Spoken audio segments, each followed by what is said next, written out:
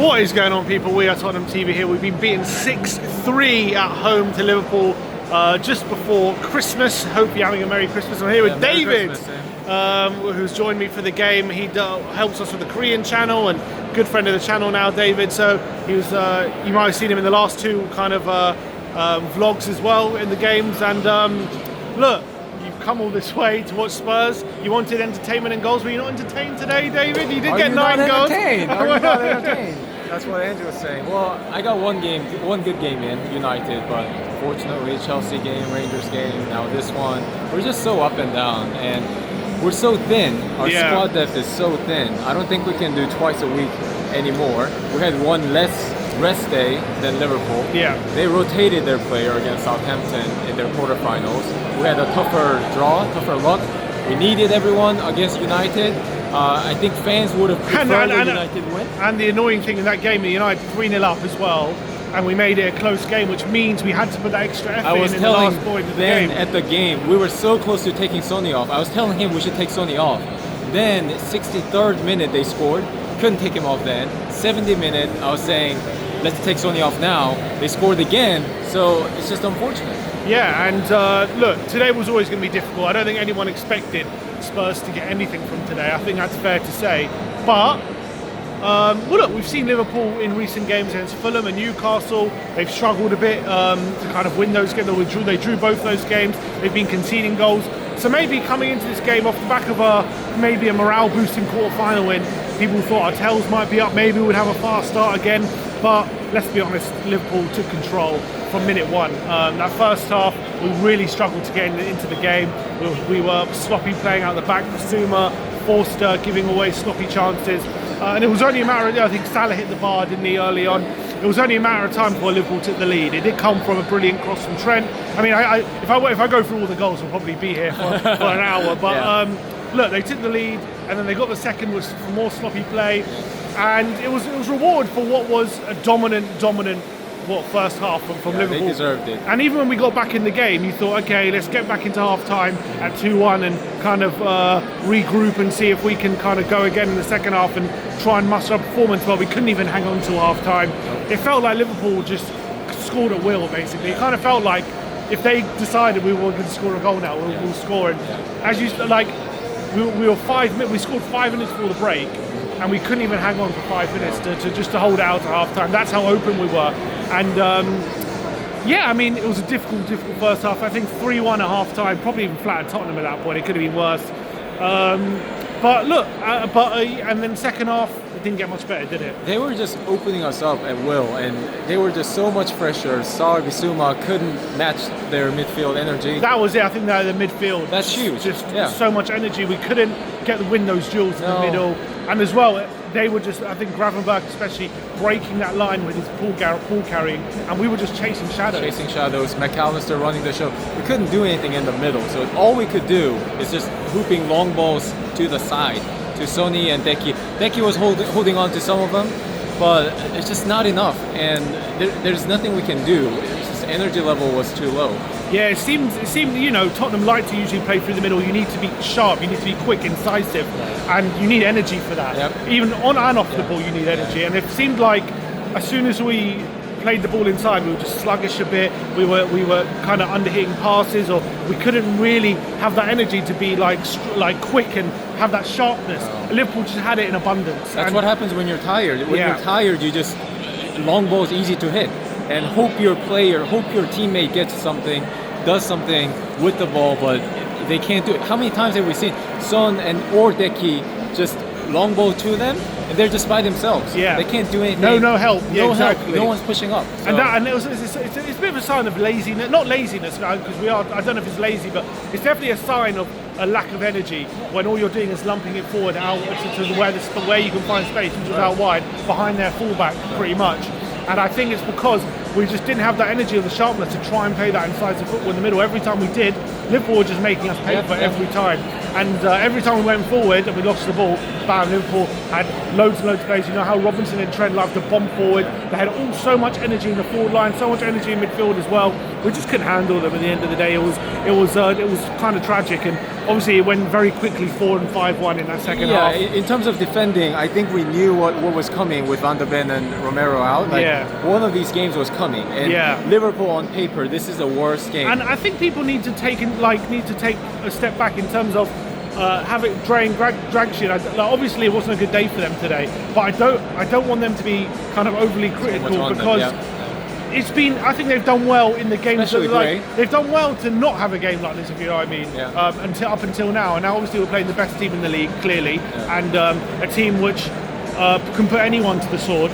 And it was always going to be difficult for them today. It was always going to be a difficult day. And I think, in general, since they've stepped in those roles, since Romero, Van der Ven and Davis have all been out, they've stepped in admirably. I want to give them credit. And just because they've had a difficult day today doesn't mean they're bad players or anything like that. I think they've done well to kind of avoid having this kind of situation up until now. But obviously today's happened and they've been a bit exposed today. I thought Porro looked very, very leggy at the back as well. Spence was the only one who looked like he had a bit of energy. He was the only one. Yeah, Spence was the only one, but even Spence, but Porro more so, he's just not a good...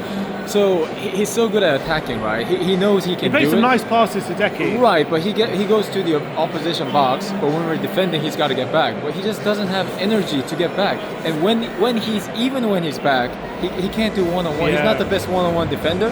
They rested Jota today. It was Luis Diaz up top and Hakpo on the side. Both of them one-on-one demons. And Salah, like all three of them were having a field. And on the other side, we don't have that profile anymore. Odegaard's out, Mikey's out. Sonny, like 90 minutes 2 days ago, he was tired, and also Decky's not that style. He's holding up the ball. So I just noticed they had like 3 one-on-one demons. We had 0. I know, and we always leave them one-on-one as well. Exactly. And that obviously a recipe for disaster. And if they found it so easy to get on our back line because the midfield were really struggling. Again, Saar got taken off early because he was struggling clearly physically. He's usually the one that can last 90 minutes, run all day, and he can do that. Obviously, Maddison, who got the goal in the first half with a nice finish, but he was lacking energy as well. So look, it went 4-5-1 very quickly in that second half. Understandably so, we were completely open, and people will be critical and shut up, all this kind of stuff. But look, at this point, we know we're not going to do that. And to the team's credit, we made some subs. Bergvall and who else? Johnson came on, but Decky back in the middle. Decky all of a sudden comes to life when he's in the middle. Yeah. Bergvall added a bit of energy. Johnson had added a bit of presence in the box, at least anyway, not as much threat out wide, but a bit of presence in the box. And well, look, we got 2 goals. Decky with a beautiful goal after, and also Solanke seemed to grow in the game as well. Solanke plays a beautiful ball to Decky, and he gets a volley, he makes it 5-2. Then with 10 minutes to go, we make it 5-3. Solanke with a nice finish from a Johnson header. Assist, and you're thinking, 8 minutes, 2 goals, with stoppage time as well. I mean, no one really believed that we were going to make a comeback, but at least we got back in the game. Like when you're 2 goals behind with 8 minutes to go, it's a lot better than 4. And all of a sudden you're thinking maybe we can make a late rally here and get another goal back and see if we can force the issue. But I think the tail of the game was, it just felt like whenever Liverpool wanted to go forward and get a goal, they could. And even at 5-3, you're like, can we make a late push here? And they're just like, no, we're just going to get another goal and kill the game. They made it 6-3. I'll tell you what though, Sim, because Liverpool, even at home, we fans didn't expect much, but first week of January we have the first leg, Carabao Cup semi-final. First week of February we have the second game. So how many of these players are gonna come back and be fresh for the first half? Because if these players don't come back, that first leg of semi-final, it'll be a repeat. And we could be out of the cup. Yeah, we could be out of the cup, and all of a sudden, season looks a lot worse. But look, I agree, and that's definitely something to worry about. I guess the takeaway, at least the team, what I would say is they showed a bit of fight near the end. They got a couple of goals and they tried to make a game of it. That definitely gives me signs that this team is still, all the accusations are they not fine for the manager, all this kind of stuff. I don't believe in that. Yeah, I think clearly they are. I don't believe in that. They're just out of energy. If a team has given up hope and belief, that game probably ends even worse than it did, and they don't even go for more goals. And at least with this team, I know some. Look, this is the first game this season we've lost by more than a goal. But last season, obviously, we were on the end of a couple of batterings, weren't we? But even to think back to those games last season, the Brighton game and the Liverpool game, we were 4-0 down. You know, we made a game of it at the end and tried to get back in the game. So this team doesn't give up, Good and point, that's you know, you got to give them a bit of credit for that. They showed a bit of fight there, and they didn't just completely throw in the towel. They made the scoreline a bit respectable, albeit what I would say is even at 6-3, probably flattered us. Yeah, if you watch this game live or even on TV, you can't say players didn't play for their manager. They do. They were just out of depth. They were out of energy. And I just think the result and the performance was a consequence of, first of all, 10 players out, 3 days rest, one less day than the opposition. Liverpool being the best team in the league. Exactly, rotated heavily, one extra day, also being the best team in the league as well.